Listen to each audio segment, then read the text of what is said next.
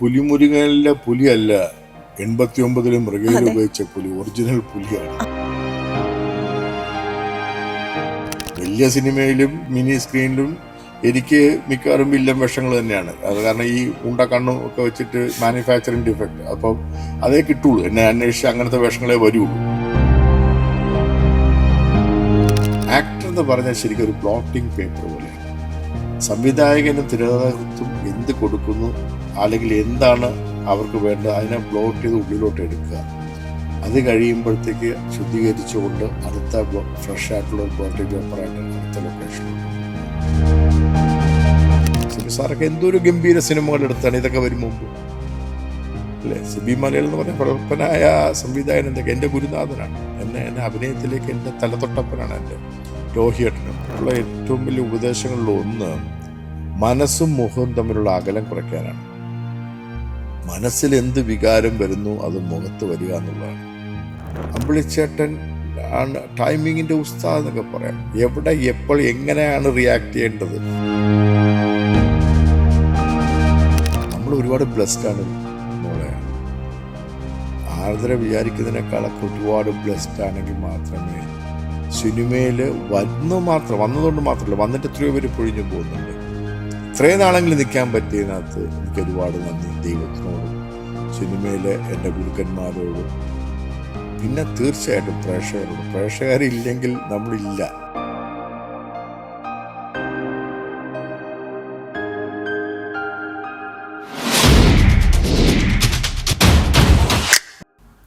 അപ്പോൾ സാറ് ഇപ്പോൾ സിനിമയിലും അതുപോലെ തന്നെ സീരിയലിലും ഒരുപോലെ അഭിനയിച്ച ഒരാളാണ്. അപ്പോൾ ഈ രണ്ട് ഇൻഡസ്ട്രിയും വെച്ച് നോക്കുമ്പോൾ കുറച്ചും കൂടെ കംഫർട്ടബിൾ ആയിട്ട് നിൽക്കാൻ പറ്റുന്നത് ഏതാണെന്ന് പറയാം? അങ്ങനെ ഒന്നുമില്ല മനോ. ഈ രണ്ടിൻ്റെയും ആദ്യം പ്രേക്ഷകർ എടുക്കുന്ന ഒരു വാല്യൂ ഞാൻ പറയാം. സീരിയല് അവരുടെ അനുവാദമില്ലാതെ അവരുടെ വീട്ടിലോട്ട് നമ്മൾ കയറി ചെല്ലുന്നതാണ്. അവരുടെ ഒരു കുടുംബാംഗം പോലെയാണ്. നമ്മളെ കാണുന്നത് അവർ ടി വി വെക്കുമ്പോൾ അവരുടെ വീട്ടിനകത്ത് ഡ്രോയിങ് റൂമിൽ നമ്മൾ എത്തുകയാണ്. അപ്പോൾ അവർക്ക് നമ്മളോട് വളരെ ഏതൊരു ബന്ധുവിനോടൊക്കെ തോന്നുന്ന പോലെ ഒരു അടുപ്പം തോന്നും. അത് അവർ വളരെ അടുത്ത് വന്ന് നമ്മളുടെ അടുത്ത് വന്ന് തന്നെ അവർ പ്രകടമാക്കും. സിനിമ എന്ന് പറഞ്ഞാൽ അങ്ങനെയല്ല. അവർ അങ്ങോട്ട് പോയി പൈസ കൊടുത്ത് ടിക്കറ്റ് എടുത്ത് അവർ അങ്ങോട്ട് പോയി കാണുന്ന ഈ ഡിസ്റ്റൻസ് അവിടെ ഉണ്ടാവും. ദൂരെ നിന്ന് വളരെ ആദരപൂർവ്വം സ്നേഹപൂർവ്വം ഒക്കെ അവരെ ഇങ്ങനെ കാണും. രണ്ട് രീതിയിലുള്ള റിയാക്ഷൻസാണ് ആൾക്കാരിൽ നിന്നും as A actor who acted in both in full screen and mini screen എന്ന് പറഞ്ഞ്. അതുകൊണ്ട് ഞാൻ പറയുന്നതാണ്, എനിക്കുണ്ടായ അനുഭവങ്ങളാണ് ഞാൻ പറയുന്നത്. അപ്പോൾ രണ്ട് രീതിയിലാണ്. ഇപ്പോൾ ഈ മിനി സ്ക്രീനിൽ വലിയ സിനിമയിലും ചെറിയ മിനി സ്ക്രീനിലും എനിക്ക് മിക്കവാറും വില്ലൻ വേഷങ്ങൾ തന്നെയാണ്. അത് കാരണം ഈ ഉണ്ട കണ്ണും ഒക്കെ വെച്ചിട്ട് മാനുഫാക്ചറിങ് ഡിഫക്റ്റ്, അപ്പം അതേ കിട്ടുള്ളൂ. എന്നെ അന്വേഷിച്ച് അങ്ങനത്തെ വേഷങ്ങളെ വരുള്ളൂ. പക്ഷേ സീരിയലിൽ വില്ലൻ വേഷം ചെയ്താലും വളരെ സ്നേഹത്തോടെയാണ് ആൾക്കാർ നമ്മളോട് ഇത്രയൊന്നും വേണ്ട കേട്ടോ എന്നൊക്കെ വന്നിട്ട് നമ്മളോട് പറയുന്നത്. മനസ്സിലായില്ലേ? സിനിമയിൽ അങ്ങനെയല്ല. ഒരു സിനിമയിൽ അഭിനയിച്ച് വില്ലൻ വേഷമൊക്കെ ചെയ്ത് ഞാൻ ഒരു അമ്പലത്തിൽ വളരെ സമാധാനപൂർവ്വം നട തുറക്കൽ എന്ന് പറഞ്ഞൊരു ചടങ്ങുണ്ട്. ആ അമ്പലത്തിൽ നമ്മൾ 100 രൂപ കൊടുത്തു കഴിഞ്ഞാൽ നമുക്ക് വേണ്ടി നട അടച്ച് പ്രാർത്ഥിച്ചിട്ട് പൂജ നടത്തി നട തുറക്കും. ആ നട തുറന്ന സമയത്ത് തന്നെ ഒരു സ്ത്രീ എൻ്റെ ഇപ്പുറത്തിരുന്ന് നല്ല രീതിയിൽ എന്നെ നാട്ടി. ശരിക്കും പറഞ്ഞാൽ ഒന്ന് ഒലഞ്ഞ് ഞാൻ പോയെന്നുള്ളതാണ്. അപ്പോഴേക്കും നട തുറന്നും കഴിഞ്ഞു. എനിക്കായിട്ട് തുറന്ന നട ഒന്ന് കാര്യമായിട്ട് പ്രാർത്ഥിക്കാൻ പറ്റുക. അങ്ങനത്തെ അനുഭവങ്ങളൊക്കെ സിനിമയിൽ നിന്നുണ്ടാവും. ഇത് രണ്ടും അംഗീകാരം തന്നെയാണ്. അവരങ്ങനെ പെരുമാറിയതും മറ്റിടത്ത് ജനങ്ങളുടെ അടുത്ത് വരുന്ന പെരുമാറുന്നതും നമ്മൾ അഭിനയിക്കുന്നതിൻ്റെ ആ കഥാപാത്രത്തിനോട് നമ്മൾ ചെയ്ത നീതിയുടെ ഒക്കെ ഒരു അംശമാണ്. അവർ ഈ സ്നേഹത്തോടെ ആണെങ്കിലും വിരോധത്തോടെ ആണെങ്കിലും കാണിക്കുന്നത്. അതിനൊരു അംഗീകാരമായിട്ട് നമ്മൾ കണ്ടാൽ മതി. ഇപ്പോൾ കുറേ വേഷങ്ങൾ ചെയ്തിട്ടുണ്ടല്ലോ, വില്ലൻ വേഷമായാലും ഒക്കെ ഒരുപാട് വേഷങ്ങൾ. ഇതിൽ ഏറ്റവും കൂടുതൽ ചെയ്യാൻ ഇഷ്ടമുള്ള വേഷങ്ങൾ ഏതൊക്കെയാണ്? അല്ല, കംഫർട്ട് എപ്പോഴും നമ്മൾ ചെയ്തു വരുന്ന ചില വേഷങ്ങളുണ്ടല്ലോ. ഈ വില്ലൻ വേഷം അങ്ങനെയുള്ള വേഷങ്ങളൊക്കെ ആകുമ്പോൾ നമുക്ക് അതിനൊരു താളമുണ്ടാവും. അതൊക്കെ ചെയ്യാൻ എളുപ്പം. ഏത് വേഷം ചെയ്യുക എന്നുള്ളതാണല്ലോ. ആ വേഷം നമ്മളിപ്പോൾ ഏത് വേഷം ചെയ്താലും ആ വേഷത്തിന് നമ്മൾ ചെയ്യുന്ന വേഷത്തിനൊരു പ്രായമുണ്ടാവുമല്ലോ. ആ വേഷത്തിന് ഒരു അപ്പിയറൻസ് ഉണ്ട്. നമ്മുടെ കോസ്റ്റ്യൂം പോലും നമ്മുടെ ചെയ്യുന്ന അഭിനയത്തിൻ്റെ ഒരു ഭാഗമാണത്. അതെ. അതിലോട്ട് നമ്മൾ ആ വേഷമൊക്കെ ഇട്ട് കയറി നിന്ന് നമ്മൾ ആ കഥാപാത്രം ചെയ്യുമ്പോൾ ആ കഥാപാത്രം എങ്ങനെയായിരിക്കും സംസാരിക്കുക എന്ന് മനസ്സിലാക്കി അത് സംവിധായകനൊക്കെ അതിനാണ് ഇരിക്കുന്നത്, അപ്പോൾ കൃത്യമായിട്ട് പറഞ്ഞു തരും. അപ്പം ആ രീതിയിൽ നമ്മൾ ഡയലോഗ് റെൻഡർ ചെയ്ത് നമ്മൾ ആ കഥാപാത്രത്തെ നന്നാക്കുക. ഒരു കഥാപാത്രം പറഞ്ഞതുപോലെ അവരിൽ നമ്മൾ അടുത്തൊരു സിനിമയ്ക്ക് ചെയ്യുമ്പോൾ ആ കഥാപാത്രം പറയുക. അങ്ങനെ വ്യത്യാസങ്ങൾ കൊടുത്തുകൊണ്ട് മോഡുലേഷനിലും മറ്റു കാര്യങ്ങളിലൊക്കെ അഭിനയം പോലെ തന്നെ ഇമ്പോർട്ടൻസ് ആണ് ഡബ്ബിങ്. അപ്പോൾ ഡബ്ബിങ് നമ്മൾ ചെയ്യുമ്പോഴും അഭിനയത്തിൽ വന്നിട്ടുള്ള പാളിച്ചകൾ പോലും ഡബ്ബിങ്ങുകളിൽ നമുക്കത് നന്നാക്കാൻ പറ്റാം. അപ്പം അങ്ങനെയൊക്കെ ചെയ്തുകൊണ്ട് ചെയ്യുക എന്നുള്ളതാണ്. അപ്പം ഏത് വേഷം എന്നുള്ളതല്ല, ഏത് വേഷം ചെയ്യാൻ നമ്മൾ ഇനിയിപ്പോൾ എന്തായാലും ഈ പ്രായത്തിലെ നായക വേഷമൊന്നും ചെയ്യാൻ പറ്റില്ലല്ലോ. എന്തിനാണ്, അല്ലെങ്കിൽ ഈ പ്രായത്തിലെ നായക വേഷമായിരിക്കും വരിക, അത്രയല്ലേ ഉള്ളൂ. അല്ലാതെ ചെറുപ്പം കളിക്കാൻ നോക്കൂലല്ലോ. നമുക്ക് തിരിച്ച് റീവൈൻഡ് ആക്കൂലല്ലോ, പുറകോട്ട് ടൈം പോകാൻ പറ്റത്തില്ലല്ലോ. അപ്പോൾ അതുകൊണ്ട് വരുന്ന വേഷങ്ങൾ ഏതാണെങ്കിലും സന്തോഷപൂർവ്വം ചെയ്യുക എന്നുള്ളതാണ്. അധികം ഒന്നും ഫൈറ്റൊന്നും ഇനി വരില്ലേ എന്നുള്ള പ്രാർത്ഥനയൊക്കെ ഉണ്ട്. കാരണം ശരീരമൊക്കെ ഇളകി ചെയ്യാനുള്ള ബുദ്ധിമുട്ടുള്ളതുകൊണ്ട്. ഈ വില്ലൻ വേഷങ്ങൾ എന്ന് പറയുമ്പോൾ വേഷത്തിന് ഒരുപാട് അതിന്റെ പിന്നിലും നമ്മൾ ഒരുപാട് വർക്ക് ചെയ്യണമല്ലോ. ഒരു വില്ലൻ വേഷം, ഏത് വേഷം ചെയ്യുകയാണെങ്കിലും ഒരുപാട് വർക്ക് ചെയ്യണമല്ലോ. അപ്പോൾ ഒരു വേഷം ചെയ്ത് കഴിഞ്ഞിട്ട് അതിനകത്തുനിന്ന് പുറത്തോട്ട് വരാൻ എപ്പോഴെങ്കിലും ഒരു ബുദ്ധിമുട്ട് തോന്നിയിട്ടുണ്ടോ? അല്ല, അത് നമ്മൾ അവിടെ വേഷം അഴിച്ചു വയ്ക്കുക തന്നെ വേണം. ചിലർ പറയാറില്ലേ, കുറേ നാൾ ആ വേഷം ചെയ്ത ആളെ പിന്തുടർന്നു പോയെന്നൊക്കെ പറയും. സാഹിത്യപരമായിട്ടൊക്കെ അങ്ങനെ പറയുന്നത് കാണിച്ചിട്ടൊക്കെ ഉണ്ട്. ചില വർക്കുകളിലൊക്കെ ഇങ്ങനെ എഴുതിയ കഥാകാരൻ്റെ പുറകെ കഥാകാരൻ ഉണ്ടാക്കിയ കഥാപാത്രങ്ങൾ അദ്ദേഹത്തിനെ ഫോളോ ചെയ്തു പോകുന്നതായിട്ടൊക്കെ ഉള്ള, അതൊക്കെ നമുക്ക് സാഹിത്യപരമായിട്ടൊക്കെ അങ്ങനെയൊക്കെ പറയാം. പക്ഷേ നമുക്ക് പ്രത്യേകിച്ചും സിനിമയിൽ നല്ല രീതിയിൽ തിരക്കായിരിക്കുമ്പോൾ നമുക്ക് അങ്ങനെ അഴിച്ചു വെച്ചിട്ട് അടുത്ത വേഷമൊന്നും വലിച്ചു കയറ്റാനായിട്ടുള്ള സമയമൊന്നും ഉണ്ടാവില്ല. നമ്മളതിന് മാനസികമായിട്ട് അത് തയ്യാറായി നിന്നുകൊണ്ട് പടപടയെന്ന് നമ്മളത് ചെയ്യുക എന്നുള്ളതാണ്.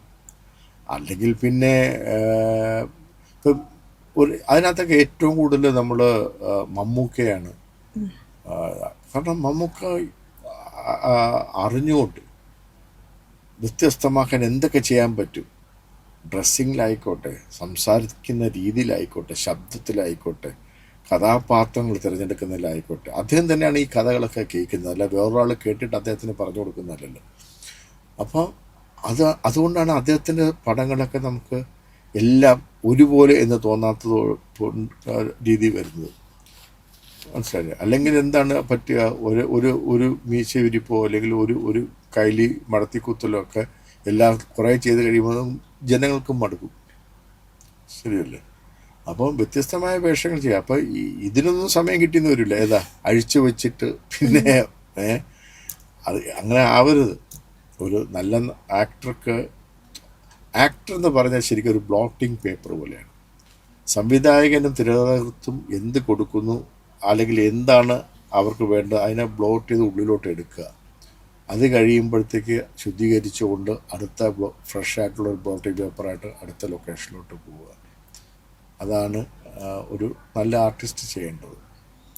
ഇപ്പോൾ മമ്മൂട്ടിയുടെ കാര്യം പറഞ്ഞപ്പോഴാണ് മൃഗയ എന്ന് പറഞ്ഞ സിനിമ ഇപ്പം എന്ന് പറഞ്ഞാൽ നമുക്ക് സ്വന്തമായിട്ടൊരു സൂപ്പർ ഹീറോ ഉണ്ട്, അതുപോലെ തന്നെ പുലിമുരുകനൊക്കെ വന്നു.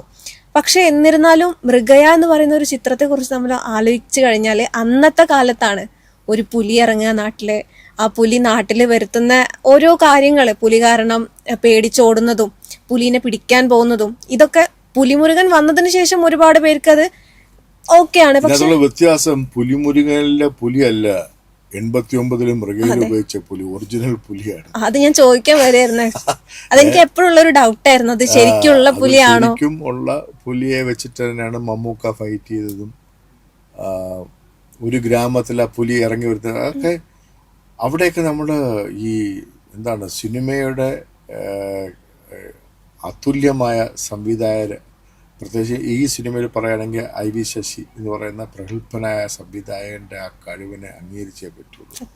കാരണം ഇന്നിപ്പോൾ ഒരു സിനിമയുടെ ഒരു ശരാശരി സിനിമ തന്നെ ഷൂട്ട് ചെയ്ത് തീർക്കാൻ 45-50 ദിവസം എടുക്കുന്നുണ്ട്. ചില സിനിമകളൊക്കെ 90-100 ദിവസങ്ങൾ എടുക്കുന്നുണ്ട്. ഇത് 1 മാസത്തിനുള്ളിലൊക്കെയാണ് ഈ പടം ഷൂട്ട് ചെയ്ത് തീർക്കുന്നത്. അന്നത്തെ കാലത്ത് മിക്ക സിനിമയും തന്നെ 30 ദിവസത്തിന് മേളിൽ പോയെന്ന് പറഞ്ഞാൽ അത് ആർഭാടമാണ്. 20-25 ദിവസത്തിനകത്ത് സാധാരണ സിനിമയൊക്കെ തീരും.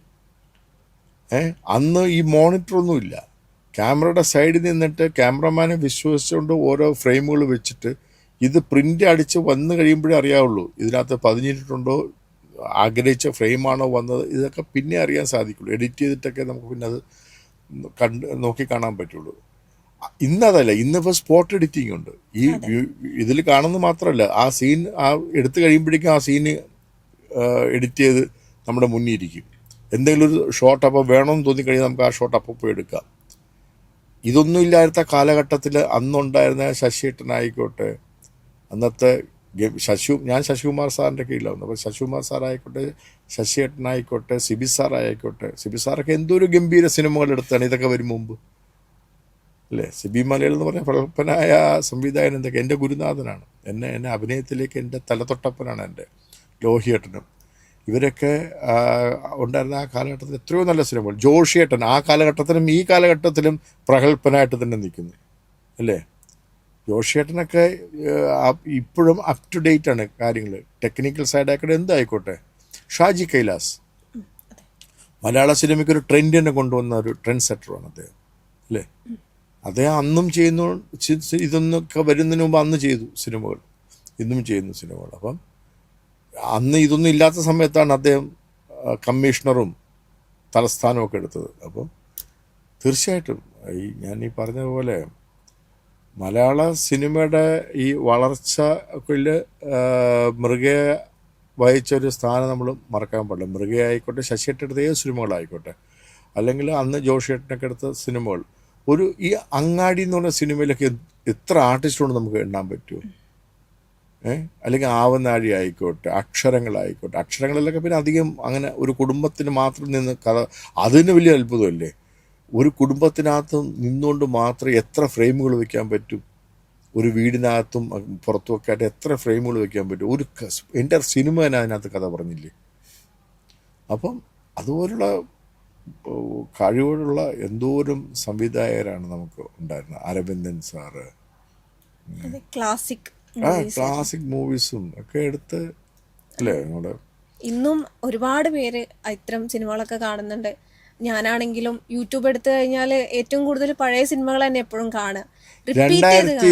2000-ന് ശേഷം എത്ര സിനിമകൾ 2000-ന് ശേഷം റിലീസായതിനകത്ത് നമ്മൾ വീണ്ടും വീണ്ടും കാണും എന്നുള്ളത് ചോദിച്ചാൽ വിരലിൽ എണ്ണ തീരാന്ന് ഉണ്ടാവുള്ളൂ. പക്ഷേ 70-കളിലും 80-കളിലും 90-കളിലും ഇറങ്ങിയ പല സിനിമകൾ നമ്മൾ വീണ്ടും വീണ്ടും വീണ്ടും നമ്മൾ ടി വിയിൽ വരുമ്പോൾ കാണാറുണ്ട്. ഇപ്പോൾ സിബി സാറിൻ്റെ ഒക്കെ തന്നെ ആദ്യത്തെ സിനിമയായ മുത്താനംകുന്ന് PO തൊട്ട് ആണെങ്കിലും സത്യനന്ദിക്കാട് സാറിൻ്റെ എന്തോരം സിനിമകൾ, ഫാമിലി, മേനോനേട്ടൻ ബാലേന്ദ്ര മേനോൻ സാറിൻ്റെ കുടുംബ സിനിമകൾ, എത്രയോ നല്ല സിനിമകളാണ് അദ്ദേഹം ഇറക്കിയിരിക്കുന്നത് അല്ലേ. എല്ലാ മേഖലയിലും പ്രാഗൽഭ്യം തെളിയിച്ചുകൊണ്ട് കഥ, തിരക്കഥ, സംഭാഷണം, സംവിധാനം, ഇനി അദ്ദേഹം ചെയ്യാൻ എന്താ ബാക്കിയുള്ളത് നമുക്ക് നോക്കണം അല്ലേ. അപ്പോൾ അങ്ങനെയുള്ള എത്രയോ നല്ല സിനിമകളാണ് നമുക്ക് തന്നിരിക്കുന്നത്. നമ്മളത് വീണ്ടും വീണ്ടും ഇപ്പോൾ വരുമ്പോൾ നമ്മളൊന്ന് അത് കാണും. പക്ഷേ 2000-ന് ശേഷം എത്ര സിനിമകൾ കാണും എന്നുള്ളത് കൂടെ നമ്മൾ അന്വേഷിക്കണം. ആ ഒരു കാലഘട്ടം എന്ന് പറഞ്ഞു കഴിഞ്ഞാൽ അത്രയ്ക്കും ഒരുപാട് നല്ല സിനിമകളുണ്ട്. നമുക്ക് എത്ര കണ്ടാലും മതി വരില്ല, അത്രയും വീണ്ടും വീണ്ടും അത് കാണാനായിട്ട് തോന്നും. ഇപ്പോ സിനിമാ മേഖലയിലോട്ടല്ല വരുന്നതെങ്കിൽ എന്ത് പ്രൊഫഷൻ ആയിരിക്കും ചൂസ് ചെയ്യാം? അല്ല, ഞാൻ മെഡിക്കൽ റിപ്പായിരുന്നു. ഒരു സ്ഥലത്ത് ജോലി ചെയ്യുന്ന സമയത്ത് എൻ്റെ അടുത്ത റൂമിൽ സിനിമയുടെ ഷൂട്ടിങ്ങും ബന്ധപ്പെട്ട് കുറേ ആൾക്കാർ വരികയും ഈ IV ശശിയേട്ടൻ്റെ ബ്രദർ IV സതീഷ് ബാബു എന്ന് ആർട്ട് ഡയറക്ടർ ഉണ്ടായിരുന്നു.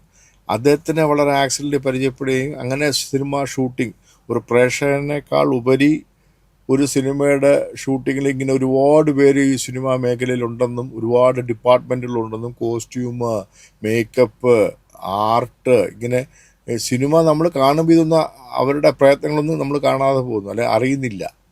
ഓക്കെ, അപ്പോൾ ഇതിൻ്റെയൊക്കെ തലപ്പത്ത് നിൽക്കുന്ന ഒരു സംവിധായകനാണ് എന്നൊക്കെ നമ്മൾ അറിയുമ്പോൾ, അങ്ങനെ അതാണ് ശരിക്കും എന്നെയും സിനിമയിലോട്ട് ആകർഷിച്ചത്.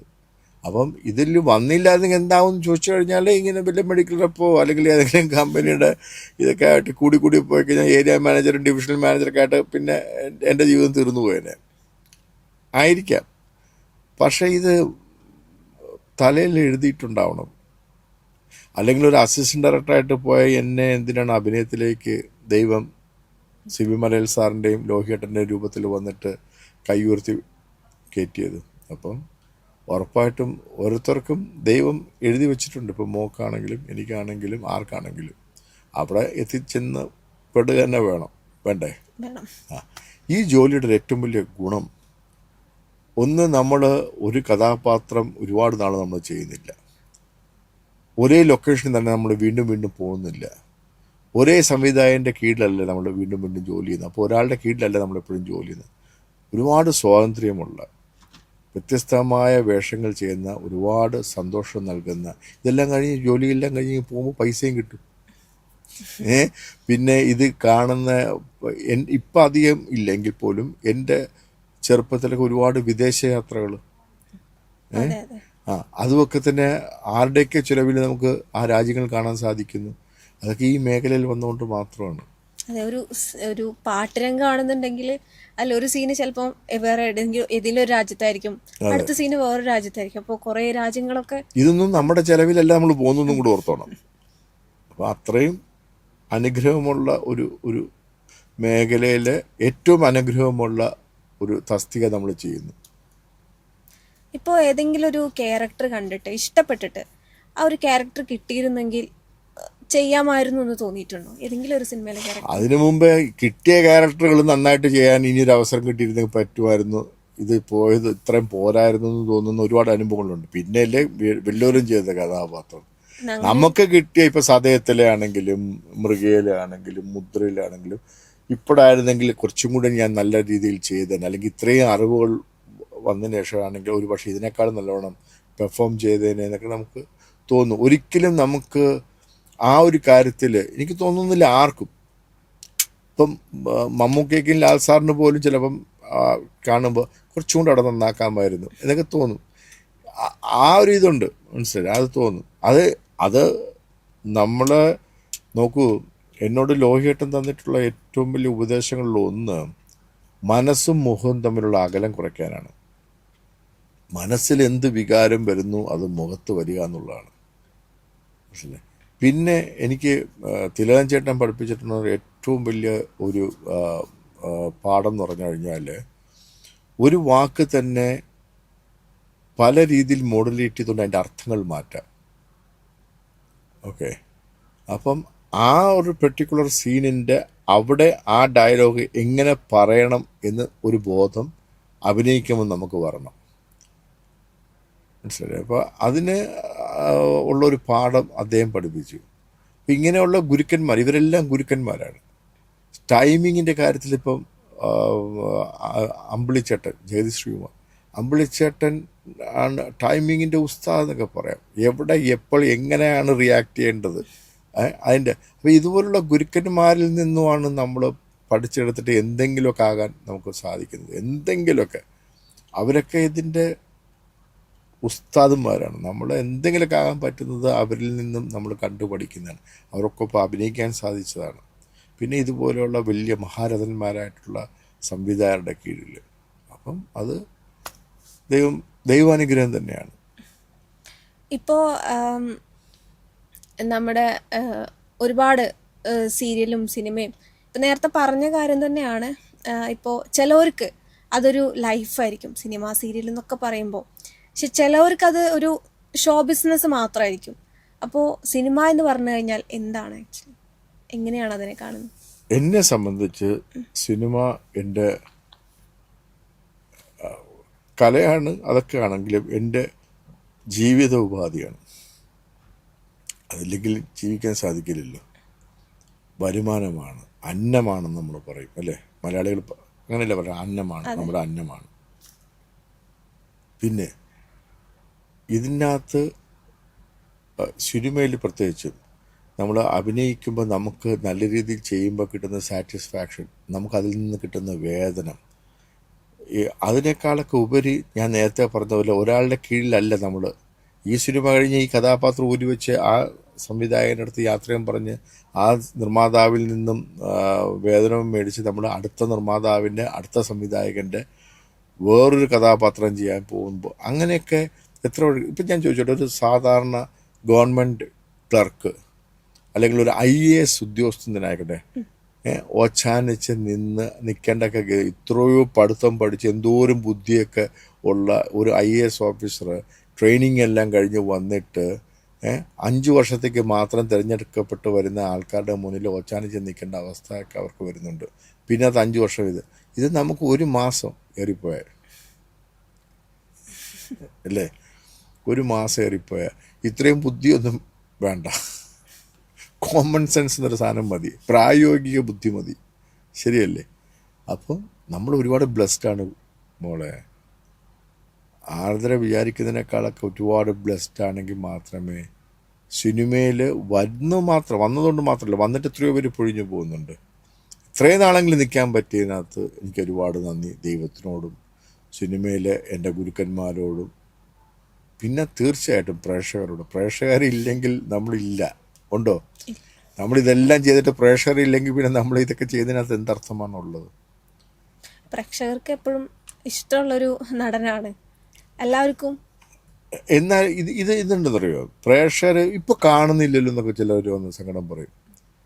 പ്രേക്ഷകരെ അല്ല ഇതിൻ്റെ തീരുമാനങ്ങൾ എടുക്കുന്നത് വേറെ ചില ആരൊക്കെയാണ്. അതിനകത്ത് ദൈവത്തിന് ഒരു കൈ ഉണ്ടാവും. ഇന്ന ആളുടെ നെല്ലരിയിൽ ഇന്ന ആളുടെ പേരെഴുതി വെക്കണം എന്നുള്ളൊരു സംഭവം കേട്ടിട്ടില്ലേ? കേട്ടിട്ടുണ്ട്. അപ്പം നമുക്ക് ഭാഗ്യം കൂടെ വേണം. ഒരുപാട് ഭാഗ്യം വേണ്ട ഒരു ഫീൽഡാണ്. ദൈവാനുഗ്രഹം ഒരുപാട് വേണ്ട ഫീൽഡാണ്. ഇപ്പം മഹേഷിൻ്റെ ആ ഏജിൽ മഹേഷിന് വേണ്ടി മഹേഷിനെ പോലത്തെ വേഷം ചെയ്യാനായിട്ട് 50 പേരെങ്കിലും ഉണ്ടാവും. അതിനകത്തുനിന്ന് മഹേഷിനെ എന്തിനു വിളിക്കണം എന്നിടത്താണ് മഹേഷിൻ്റെ ഭാഗ്യം ഇരിക്കുന്നത്. അതിന് ബന്ധങ്ങൾ വേണം. അൺഫോർച്ചുനേറ്റ്ലി എനിക്ക് പലരുമായിട്ടും അങ്ങനെ അടുത്ത വലിയ വലിയ ബന്ധങ്ങളില്ല. ഇടയ്ക്കൊരു ഗ്യാപ്പ് വന്നിട്ട് വിദേശത്തൊക്കെ പോയിട്ട് തിരിച്ചു വന്നപ്പോൾ. അപ്പോൾ അതുകൊണ്ട് എന്ന് പറഞ്ഞിട്ട് നമുക്ക് എന്ത് ചെയ്യാൻ പറ്റും? വിഷമുണ്ടോ വേഷം എന്ന് പറഞ്ഞിട്ട് റോഡിൽ കൂടെ ഇങ്ങനെ സാധനം വിൽക്കാൻ നടക്കും പോലെ നടക്കാൻ പറ്റില്ലല്ലോ. നമ്മളെ തേടി എത്തുക തന്നെ വേണ്ടേ? അപ്പോൾ പലർക്കും ഇപ്പോഴത്തെ യങ് ജനറേഷനിൽ പലർക്കും പണ്ട് മുദ്രയിലോ മൃഗയിലോ സതയത്തിലോ ഒക്കെ അഭിനയിച്ച മഹേഷാണ് ഞാനെന്ന് പലർക്കും അറിയില്ല. ഈ മുടിയൊക്കെ പോയി വേറൊരു രൂപത്തിൽ അവർക്ക് സീരിയൽ നടനാണ് ഞാൻ. ഇപ്പം ഇന്നലെ ഞാൻ എറണാകുളത്തോട്ട് വരാൻ വേണ്ടി ട്രിവാൻഡ്രം റെയിൽവേ സ്റ്റേഷൻ ഇതേ സീരിയൽ നടൻ പോണു. ഞാൻ അഭിനയിച്ച 100-200ഓളം സിനിമയോടെ പോയത് എനിക്ക് അറിഞ്ഞൂടാ. മനസ്സിലാവുന്നുണ്ട്? അപ്പോൾ തിരിച്ചറിയുക എന്നുള്ളത് ഇപ്പോൾ തിരിച്ചറിയൂ. ഇനിയിപ്പോൾ ആൾക്കാർ വരും, ഭാഗ്യമായിട്ട് കരുതണം. ആൾക്കാർ വരുന്നുണ്ടെങ്കിൽ, ഒരു സെൽഫി എടുക്കുന്നുണ്ടെങ്കിൽ അത് അവർ നമുക്ക് തരുന്ന സ്നേഹമാണ്, അവർ നമുക്ക് തരുന്ന അംഗീകാരമാണ്. പലരും ഇങ്ങനെ ഇപ്പം മുൻ മുഖ്യമന്ത്രിയൊക്കെ സെൽഫി എടുക്കാൻ പോയിട്ട് കൈയൊക്കെ തട്ടി മാറ്റിയിട്ടില്ലേ? അദ്ദേഹം ആരുമല്ല, വെറുമൊരു മനുഷ്യനാണെങ്കിൽ ആര് പോകുന്നു അദ്ദേഹത്തിൻ്റെ അടുത്ത് ഫോട്ടോ എടുക്കുക? ഈ റോഡിൽ കൂടി എത്രയോ മനുഷ്യർ പോകുന്നു. അപ്പം നമ്മളുടെ അടുത്ത് വന്നും ഒരു സെൽഫി എടുത്തിട്ട് ഒരു ഫോട്ടോ എടുത്തിട്ടും ചോദിക്കണമെങ്കിൽ അത് നമ്മുടെ അംഗീകാരമായിട്ടാണ് നമ്മൾ കരുതേണ്ടത്. ഇത്രയൊക്കെ മമ്മൂക്ക എന്തോ ഒരു ക്ഷമയോടെ എല്ലാവരും എത്രയോ ഇവിടെ നിന്ന് ഫോട്ടോ എടുക്കുന്നു. ലാൽ സാറ് ഇല്ലേ? അത് അവരോടുള്ള സ്നേഹമാണ്, അതിനുള്ള തിരിച്ചുള്ള നന്ദിയാണ് അവരും കാണിക്കുന്നത്. അപ്പോൾ ഒരുപാട് ഗോഡ് ബ്ലെസ്ഡ് ഫീൽഡാണിത്. അത് വേണം. പക്ഷെ അതിന് പ്രാർത്ഥനയും മറ്റു കാര്യങ്ങളും വേണം.